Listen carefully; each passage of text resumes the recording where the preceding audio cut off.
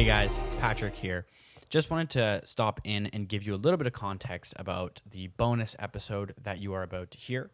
Immediately preceding the conversation in this episode, Dan and I were in a heated debate and an argument, which slowly kind of turned into a deep conversation, which right at the beginning, Dan stopped us, and we were lucky we were right next to the mics. We ran over and we just recorded.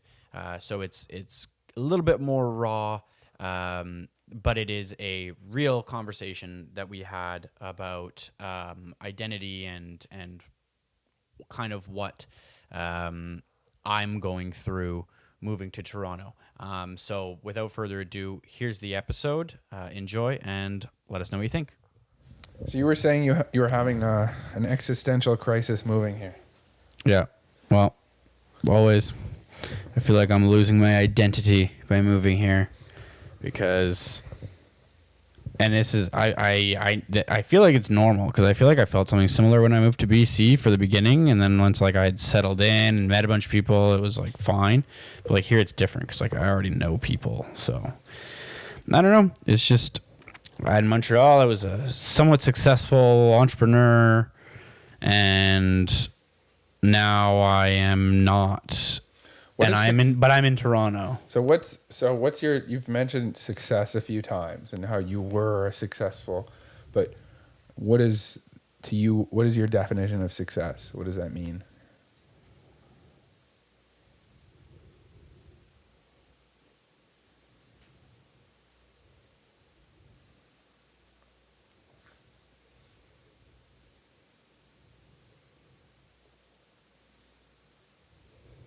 Because I've thought about that a lot, and I feel like only recently have I come to like a clear, defining answer that I think makes sense for myself. I don't know, because I've been trying to think of it a lot since I've been here, and I think that the answer that I would have now is different than the answer I would have had in Montreal a few months ago. Give us both. Well, in Montreal a few months ago, my answer would have been I was successful because I had hit the goals that I had set out for myself. I had made the money that I wanted to make, and I was essentially to a reasonable extent able to buy pretty much anything that I wanted. I mean, obviously, like I couldn't just go and buy like a Lamborghini or like go and buy a bunch of houses, but like, you know, like if I wanted to go out, like I just never been able to go out, and if I wanted to go out shopping and spend $1,000 on clothes or $2,000 on clothes, I could do that. If I wanted to go spend $200 on shoes, like I could just go and do that. And I mean, in my head, I'll always have to stop a little bit before I do it, but just because that's just who I am. But like I could actually do it without it really affecting me at all financially. So does that mean that your definition of success was being financially free? I think so, but I wasn't free. I definitely wasn't financially free. I was just financially good. Like I was good. I had enough money, and I was good, and I was gonna, like, the prospect was that for the foreseeable future I was going to continue to raise my income by a considerable margin each year, and that was successful to me. I was like, this is good. So I think I know where you're headed with this, but I just want to like get you to where I'm at. So before, it sounds like you're saying that you thought of yourself as being successful because now you had enough disposable income to be like pretty comfortable, right? Yeah. And then you said that you thought that you were a somewhat successful entrepreneur when you were in Montreal, and now you're kind of losing your identity, which sounds like you're implying that now you might not be that same successful entrepreneur. Something's shifted. Yeah. So it sounds like something shifted in your self-perception and how you see yourself, not so much in your reality. Yeah, 100%. I would say that's what it is. Tell me if I'm crazy here, but I think So I'll start with my definition. So my definition of success is being able to achieve the things that you want to achieve and do the things that you want to do. So with that, I will add the caveat that you obviously have to set goals that will actually be able to make you happy and that are realistic, because you could be a miserable person and set a goal like, I want the most beautiful women to approach me and want to be with me, and that's my level of success. But obviously that's not actually going to make you happy because you have much deeper issues.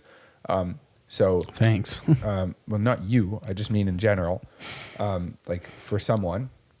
So without going off track, to me, that's success. If I say this year I want to have Pat join us in Toronto, and I want to hit X number of dollars in revenue, and I want you guys to make as much money as possible by achieving our goals, and we do that, then to me, that's success. So I think what happened here is a common issue that people face when they do what you did, which is leveling up. I think that you left a career in Montreal that you were very comfortable with, that you had finally kind of like, sat down with and been okay with, and you were starting to make good amount of money. And obviously that comes with a little bit of an ego inflation, because now you're like, oh, I've built this business up to X number of hundreds of thousands of dollars, and I'm achieving all the things that I've struggled for so long to achieve. Now I'm successful. I'm finally getting those things. And then you move and you leave everything that you had, and you come here, and you essentially have nothing. You're starting from scratch. You don't own the company outright. You are in Toronto, where all the real estate is triple the price. So your dollar is worth a lot less. And I think most importantly, you're around me and Kendra, who, not in every sense, but in the sense of why you moved here, are way ahead of where you want to be, because we already have, investments and real estate and a whole thriving business that's growing, and you feel like you're back to square one, and that's fucking you up, because you went from not really having an ego because you didn't really have anything that you achieved, to achieving all these things and building yourself up in your own head, to now going back to square one where you have to restart. So am I on to something here? Or am I fucking? I think you couldn't be more on to something. Okay, cool. So can I take it another step Please further? keep going. I'm enjoying this. Is if everything that we talked about gets cut, because this is very real. This is like legitimately, I feel what I'm going through. I think that this could be it's like an ego death. I think this could be a very relevant, even a mini episode for people, because I think that almost everybody in the world that's ever done anything has struggled with this. And most of them probably don't even realize it or won't admit it to themselves. So first of all, like thank you for being open and honest with me, because obviously this conversation would not be possible if you wouldn't even admit this stuff to yourself. So we went through StudentWorks, and there's hundreds of students every year that go through that program. And we know, at least from the outside, that a common, I don't even want to say issue, but a common theme is a lot of people achieve some level of success there, and then they're faced with the question of, what do I do after this? And this is probably the same with lots of people that, win big at a job. I felt the same way after I left StudentWorks. Right. Well, probably to a lesser degree, but I did feel something similar to this when I left StudentWorks. And this is probably similar with a lot of people that have a high position in their career at any job, or they have a big relationship that they've been in for a while, and then they leave it. And the theme here is, are you choosing to stay in your comfort zone with what you know, or are you choosing to leave it? Now, there are ups and downs to both. The downs are very clear here, where if you leave it, you're basically back to square one. Perspective is everything, right? So you probably now don't feel as good about yourself, and you have to start from scratch. And that's fucking hard, because when you do that and you leave and you're back at nothing, you basically have to look at yourself and realize that you ain't shit. You're not this big, crazy entrepreneur badass that you thought you were. You know, or if someone's, you know, in a relationship or has their whole career planned out, you're not this person that has their whole life all set up and everything was working out great and now it's in shambles. You were always a person that was just going along a path. And you went down that road and it worked out great. And you can choose to stay in that relationship or stay in that job or live in that comfortable life and feel good about yourself forever. But deep down, you know that you either have a little tiny voice in your head that's telling you that you could do better and that you need to move forward, or this is the best thing ever. And once that voice starts talking to you, there's either listening to it, being true to yourself and going and doing the things that you know that you have to do to be happy, or there's lying to yourself and pretending that you don't hear that voice. And that's usually fear that's dictating you and telling you, well, what if I don't go find another job? What if I don't find another girlfriend or another career or whatever it may be? And then the whole world, and worst of all, myself, will see myself for this person that I don't think I am, this weak person that's not successful, that's not intelligent and able to achieve those things. And that's what you're facing right now. You left what you knew, you came here, you surrounded yourself with people that are you know, tiers of levels higher than you in the areas that you want to be successful. And you're like, wow, I'm not as big of a deal as I thought I was. Is my whole self-perception a lie? And it's like, no, your self-perception is not a lie. You're not delusional. This isn't all false. You're just playing a very big game. You were a big fish in a small pond before, and now you're swimming in the ocean. And it doesn't matter how big of a shark you are, you're in the fucking ocean. So if you want to if you have a mentality where you always want to be improving and winning and growing and moving forward, you have to realize that there's always going to be a bigger car, a better business, someone who's better at 17 things than you are at all the things you want to be. And you have to be okay with that. But then why do you do it? What makes you want to do it then? Because that's the fucking game. It's just to endlessly chase something that you'll never achieve. No, it's to embrace the process. If you do not embrace the process, then there's no point in playing the game. If you don't like playing a game, then you just can't play the game. In this case, the game is to grow. That's why people are going to listen to this podcast. That's why we're making this podcast. That's why we're building the business that we're building. That's why we do everything that we do. It's because we want to grow. So yeah, I mean, look, it's the same thing as running a business. Like, listen, you had said something earlier about like there's a little voice in the back of your head who's like telling you that you should make a change or telling you no, like everything is great. But the thing is that little guy was in the back of my head before I moved to Toronto, and he was like, "This is the right thing. You have to do this." So I did it. But now that I'm here, the little fucker's gone. I haven't heard from him since I've been here. Yeah, well, that's again like he just hung me out to dry. Like, he just left me here. Like, whoa, wait, brother, where you going? There's different stages, right? Like, I think this will all. If I can be perfectly honest, I think that this will all be fine in like a month to 2 months. I think it'll all be fine. It will be because you are the person that you are, and because you're built to do this.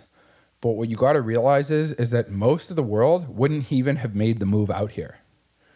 They would have stayed in Montreal. And you know what? They wouldn't have been able to actually explain why they stayed. They would have told themselves that the reason they're staying is because I mean, I could list 48 reasons. They have family. They want to finish school there. They have a girlfriend. All their friends are there. This is where they grew up and they want to stay in their hometown. Like, and you know what? The truth is that's because they prioritize all of those things over growing and over stepping up in their game. And sometimes there are cases where it does make sense to stay. But more often than not, when opportunity comes knocking on your door, it doesn't check to see if it's a convenient time for you. In fact, that's usually why that happens when it happened. It wouldn't be such a major moment in your life if it was an easy decision. But the fact that you moved here and you did that means you have no fucking choice. You burned your bridges, you moved all your shit, you're not going back to your parents' basement, you came here, and you have to make it work.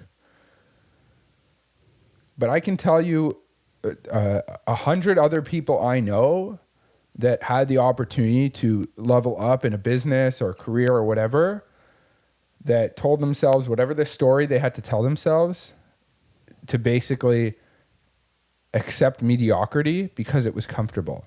And that's okay, because this is not for everyone. I don't judge them for it, but you don't get to be the person that says, I want to be the best version of myself, and I want to grow a business, and I want to become this person that I am not today, but that I know I'm capable of being, without basically killing your ego over and over and over again and starting from scratch and just realizing that the process is fucking hard, but that's why you play the game. You have to go through those hard moments, because if it was easy, you would just stay the same person the entire time. If it was easy, everybody would do it.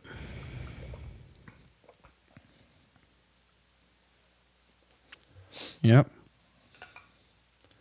So now comes the time where you understand what's going on in your brain, but you have a choice. You can choose to go, well, this fucking sucks, but I'm going to ride the wave. Or you can have one of those moments where if you've run a business before, which I know you have, and you will know the moment I'm talking about, where you're just having the absolute shittiest fucking day you've ever had, and you know nothing can get worse. You get in your car, you're alone for 5 minutes, and there's nothing you can do but just laugh and smile and look up at the sky and go, wow, it doesn't get much shittier than this. It can only get better. And you know that even though that moment is so shitty and it sucks so much and it's so painful, that 6 months from now, probably even a week or two from now, you're going to look back and you're going to know that you had a major moment of growth and transformation because you went through that shit and you transformed as a person and you leveled up. And the more you can... Are you crying? I'm tearing up a little bit. I'm getting emotional. The more... Well, because it's true. The more you can... I guess acclimate and condition yourself to see moments of stress and pain as moments of growth instead. And it just becomes a much more pleasant experience. You start to love the game. You're like, oh my God, this sucks. This is so terrible. This is such a shitty feeling. God damn it, I must be growing. This is amazing. This is what I signed up for. I don't know what it is, but it's coming, and this is going to be great. And you got to embrace that, because it feels really great to think of yourself as being that guy that has all this money and all this success and is doing better than all his friends. But once you get there, it's fucking miserable, because when you're that type of person, you just want to be better, and you want to be able to, I think in general, like everyone just wants to be around people that can relate to them, and you don't have that. You don't have people, and I think you were starting to get that when you were, which is why you were getting to ready to leave Montreal. It's because there's nobody on your level. There's no next level in the game. You fucking won the jackpot, and you don't know what to do. Yeah, you're right. That's it to a T, Dan. I mean, You've. I take back what I said about you not being thoughtful. See, but that's what I meant. You are a thoughtful guy. You are a thoughtful guy. Like that was very deeply thoughtful and accurate. And now I accept your witty, thoughtful, and funny. Oh no, witty, thoughtful, and creative. Well, I'm switching creative for loyal. Okay, witty, thoughtful, and loyal. I accept that now as your 3 words to describe me. Now that we've just because of that, I think it was like a 30 or 40 minute rant. No, it was probably like 20 or 30 minute rant. Just because of that, I will accept your 3 words. So now that we went through that, just going back to you saying that you felt, you felt that you lost your success coming here, and you lost your identity. Yeah, not my success. You're right. Like I never lost. Let me finish. And you're questioning who you were as a person, and your view of yourself. How do you feel now? I feel the same. Like I've one conversation is not going to change it, but what I feel is that I did not. Like you're right. I didn't lose my success. I didn't lose what I accomplished. I built a business. I sold it. I didn't lose that. But I am losing part of who I am, I guess. Part of my identity, or I'm losing who I thought I was. And I think that I have a choice to look at that as something that's really sad, or look at that as something that's really exciting. Because if you don't know who you are, then you could be anybody. Which is exactly who you're trying to become. Anybody? Well, you can't become someone else if you're staying the same person. No, exactly. And I came here because I wanted to level up, like you said, because I wanted to get better. And my ego had probably grown a little out of control, a little out of check when I was in Montreal. So moving here, like you said, surrounded by people who are objectively far, by my own measures, far more successful than I am, and working so closely with them, and like in some ways being treated as somewhat of an equal, and having kind of like this weird imposter syndrome, and then in other ways not being treated as an equal and feeling like I should be treated as an equal, which is like a weird dichotomy, and my emotions just getting all out of whack because of not, like, everything is all thrown out. But I guess it's like, this is just what has to happen. Everything kind of gets scrambled up, and over time everything will settle, and I won't be the same person that I was when I left Montreal, and I won't be the same person that I am fully now. I'll be like a different, hopefully better version of myself. And the longer I stay here, the more that'll happen. And I'm sure that at some point in the future, there will come a time where I have to move on from this even and go even further. You're never leaving. It'll happen again.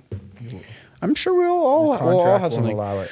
Maybe not leaving Toronto, maybe not leaving you guys, and maybe not leaving Shine, but maybe Shine will change. Maybe we'll change businesses. Maybe we will move. Maybe, who knows? Like I think I've found, to a certain extent, I've found my tribe, but where in Montreal, like, I had kind of built a little tribe, like I was almost like I felt like I was at the head of it.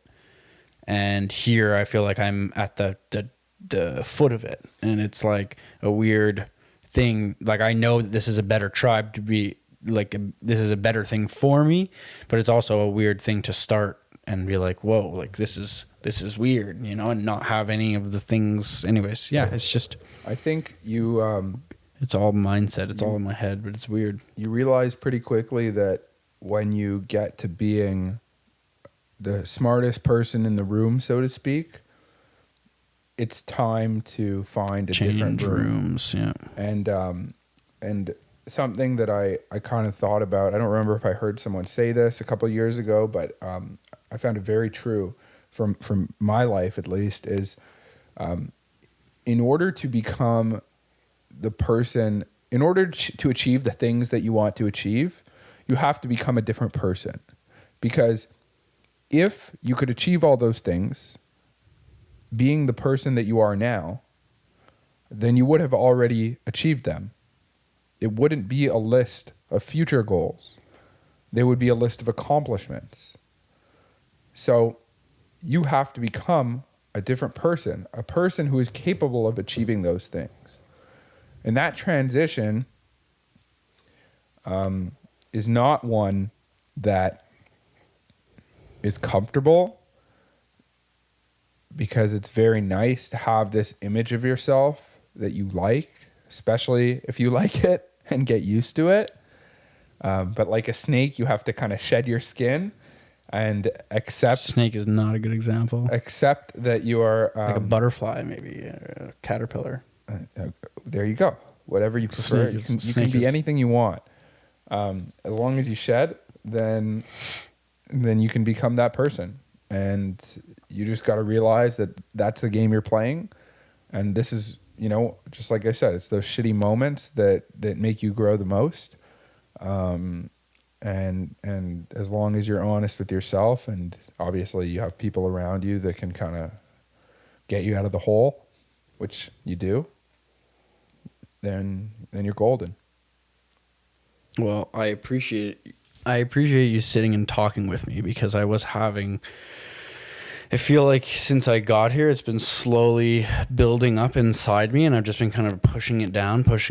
And then I just feel like tonight I was just like overthinking and going crazy, and I was perfectly content to just go to bed and ignore it and just keep going. But I think that having it out and like getting everything out and having you talk about it and objectively from like a third person, it like really, it's like when you shine light on the monsters and you realize that they're just... That's why we're called Shine.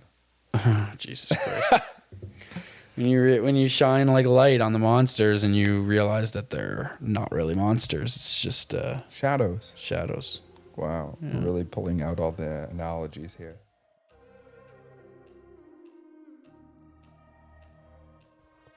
Hey everybody, this is Patrick, just checking in quickly after the episode to say thank you so much for listening or watching. We really appreciate it.